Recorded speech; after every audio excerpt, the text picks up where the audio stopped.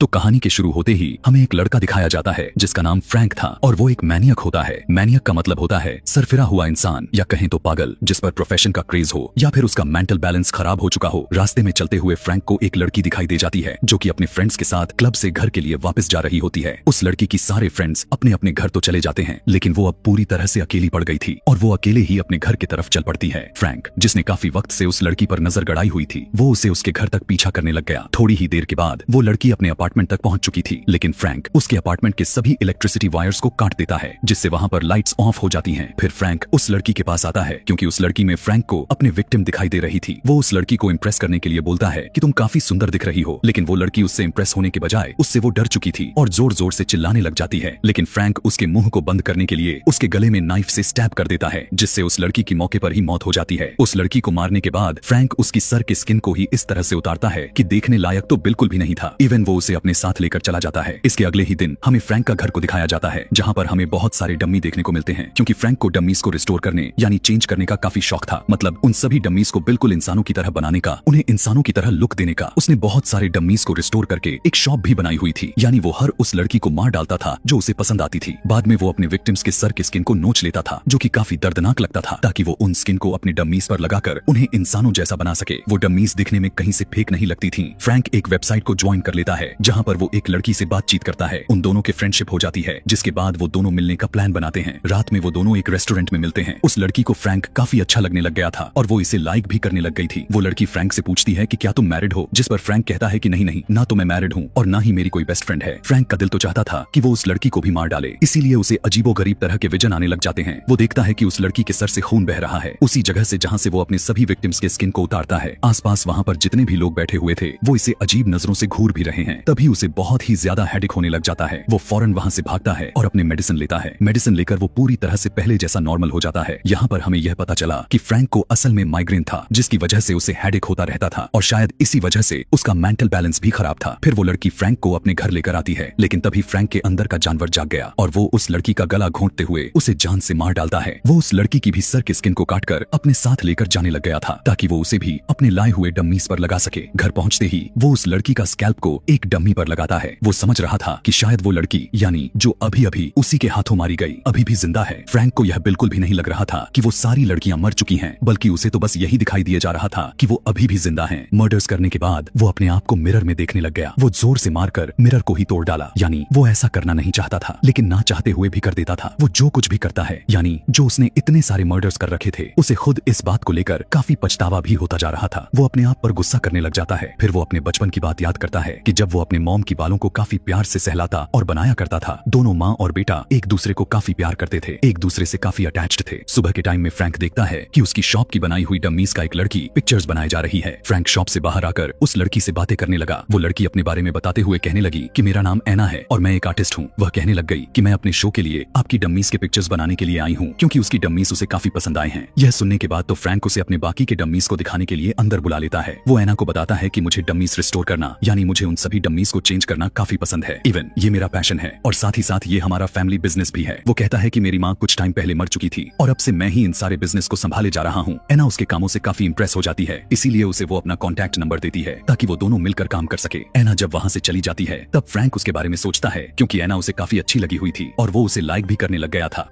फिर फ्रैंक अपने next victim के लिए चला जाता है। बाहर आने के बाद वो बहुत सारे लड़कियों को देखता है ताकि वो अपने प्यारी सी डम्मी को बना सके, मगर यहाँ पर उसे कोई भी पसंद नहीं आती। उसे कोई भी लड़की सूटेबल नहीं दिख रही थी। लेकिन तभी रात में उसे एक लड़की पसंद आ जाती है, जो कि एक डांसर थी और दिखने में काफी खूबसूरत भी थी। जब वो लड़की घर के लिए जा रही होती है तब फ्रैंक उसका पीछा करने लग जाता है। उस लड़की को रियलाइज होने लग गया था कि ये मेरा पीछा कर रहा है, इसीलिए वो फौरन ट्रेन से उतर जाती है। लेकिन फ्रैंक के ऊपर तो उस लड़की को मारने का जुनून सवार हो चुका था और वो भी ट्रेन से उतर जाता है। भागते हुए वो लड़की पार्किंग एरिया में जाती है और फ्रैंक उस पार्क का गेट को ही लॉक कर देता है। वो लड़की वहाँ पर अब बुरी तरह से फंस चुकी थी और अब वो वहाँ से बाहर नहीं निकल सकती थी। तभी फ्रैंक उस लड़की पर अटैक कर देता है और उसे अपने नाइफ से उस पर बार बार स्टैब कर दिया और वो मर जाती है। यहाँ पर भी वो उस लड़की की भी स्किन को काट लेता है ताकि वो उसे अपने डमी पर लगा सके। फिर एना फ्रैंक के स्टोर में आती है जहाँ पर वो काम कर रहा था। एना उसे काम करते हुए देखती रहती है। कुछ टाइम के बाद वो दोनों आउटिंग करने के लिए बाहर चले जाते हैं, जहाँ पर फ्रैंक एना को गौर से देखते ही जा रहा था, क्योंकि उनकी चॉइसेस काफी मैच होती दिखाई दे रही थी। तभी अचानक से फ्रैंक को माइग्रेन अटैक हो जाता है और यह देखकर एना परेशान हो जाती है। फ्रैंक उसे कहने लगा कि तुम बिल्कुल भी फिक्र मत करो, मैं बिल्कुल ठीक हूँ। वहाँ से भागकर वो सीधा डॉक्टर के पास आ जाता है। डॉक्टर उसे कुछ मेडिसिन दे देता है जिससे वो फिर से नॉर्मल हो गया। फिर हम देख पाते हैं कि फ्रैंक अपनी डम्मीज के साथ ही था। साथ ही साथ वो टीवी पर चल रही न्यूज भी देख रहा था कि सिटी में मर्डर की तादाद बढ़ती ही जा रही है। यहाँ पर वो अपने बचपन की एक बात को याद करने लग जाता है कि उसके फादर के डेथ के बाद उसकी मदर अय्याशी में पड़ चुकी थी। उसकी मदर को यह सब भी पता था कि मेरा बेटा यह सब कुछ देख रहा है, लेकिन उसने इस बात का परवाह न करते हुए भी अपनी हरकतें बरकरार रखी। इसी वजह से उसने अपने मदर का बदला लेने के लिए सारी लड़कियों को मारा करता था। इस बात को याद करके फ्रैंक काफी अपसेट होता है। इसीलिए वो उसका दिल चाहने लगा कि वो एना के पास जाए, उसे देखे और उससे मिले। वो गाड़ी में बैठकर एना के शॉप के बाहर जाता है। एना उसे कॉल करके कहने लग गई कि कल हम मूवी देखने जाएंगे क्योंकि मैं कल फ्री हूँ। फिर वो दोनों मिलकर अगले दिन थिएटर में मूवी देखने के लिए चले जाते हैं। वहाँ पर भी फ्रैंक एना को गौर से देखने लग जाता है। एना भी उसे देखकर कहती है कि वो भी फिल्म पर गौर करे, लेकिन उसी टाइम पर फ्रैंक को अपने मर्डर्स के विजन आने लग जाते हैं और उसे काफी अजीब फील होने लग गया था। बाहर आकर वो एना से पूछता है कि क्या तुमने मूवी एंजॉय की। एना का जवाब था कि मूवी की स्टोरी काफी अच्छी थी। उसी टाइम पर एना का कॉल आ जाता है। फ्रैंक भी पूछता है कि किसकी कॉल है। तब वो उसे बताती है कि मेरी फियोंसे की कॉल है और वो मुझसे मिलने के लिए आ रहा है। फियोंसे का नाम सुनकर फ्रैंक को काफी बुरा फील होता है। एना फ्रैंक को अपने फियोंसे से मिलवाना तो चाहती थी, लेकिन वो इस बात से साफ इनकार कर देता है। यह सुनकर एना वहाँ से चली जाती और फ्रैंक काफी हर्ट हो जाता है। अगले दिन फ्रैंक एना की शो में जाता है और फ्रैंक को वहाँ पर देखकर एना बहुत ही ज्यादा खुश हो जाती है। वहीं पर फ्रैंक एना के फियोंसे को भी देख पाता है, जिसे देखकर वो काफी जेलस होता है और उस काफी गुस्सा भी आने लग गया। एना का फियोंसे जब वॉशरूम में गया तो फ्रैंक भी उसके पीछे पीछे ही गया था। एना का फियोंसे उसे देखकर कहने लग गया कि मैं जानता हूँ कि तुम एना के फ्रेंड हो और मुझे कहीं ना कहीं ऐसा लगता है कि तुम दोनों एक दूसरे में इंटरेस्टेड हो। इसीलिए वो फ्रैंक को बेइज्जत करते हुए वहाँ से चला जाता है। फ्रैंक जब खुद को मिरर में देखता है तो उसे काफी गुस्सा आने लग गया था। कुछ टाइम के बाद वो एना के कुलीग से भी मिलता है, जो फ्रैंक को कहती है कि मुझे तुम्हारा वर्क काफी पसंद आया है, जिसकी वजह से मैं काफी इंप्रेस भी हुई हूँ। फ्रैंक उस लेडी के फेस के साथ साथ उसके बालों को घूरते जा रहा था। उसे इस बात का रियलाइज होता है कि ये मेरी मदर है जो रूप बदल कर यहाँ पर आई हुई है। जिसके बाद वो लेडी अपने घर के लिए निकल पड़ती है और फ्रैंक यहाँ पर भी उस लेडी के घर तक उसका पीछा करने लग गया था। उस लेडी को वहाँ पर जब किसी के होने का एहसास होता है तो वो अपने आंखों से कपड़े हटा देती है। अभी वो कुछ सोच समझ पाती, फ्रैंक उसके मुंह को पकड़कर पानी में डुबा डुबा कर उसकी सांस को रोक देता है, जिससे वो बेहोश हो जाती है। उस लेडी को जब होश आता है तो वो खुद को बंधा हुआ पाती है। दरअसल उसे फ्रैंक ने ही बांधा हुआ था। लेडी फ्रैंक से रिक्वेस्ट करने लग गई थी कि प्लीज वो उसे छोड़ दे, उसे ना मारे। जिस पर फ्रैंक कहता है कि अब तुम मुझे बेवकूफ नहीं बना सकती, क्योंकि मैं अब जान चुका हूँ कि तुम मेरी माँ हो जो रूप बदल कर वहाँ पर आई हुई थी और मैंने तुम्हें बहुत ही प्यार किया, लेकिन तुमने मुझे बदले में क्या दिया? तुम्हें तो सिर्फ अपनी अय्याशी का पड़ी हुई थी। यह कहकर फ्रैंक अपने बड़े नाइफ से स्टैब करते हुए उसे मार देता है, यहाँ तक कि वो उसके भी सर के स्किन को निकाल लिया ताकि डम्मी पर लगा सके। फ्रैंक एना पर कॉल करके कहने लग गया कि मेरी डम्मीज रिटर्न कर दो। एना उसे बताती है कि कल रात मेरे कुलीग का मर्डर हो गया है और पुलिस इन्वेस्टिगेशन कर रही है और मुझसे सवाल पर सवाल किए ही जा रही है, जिसकी वजह से वो बहुत ही ज्यादा डर चुकी थी और बहुत ही परेशान भी है।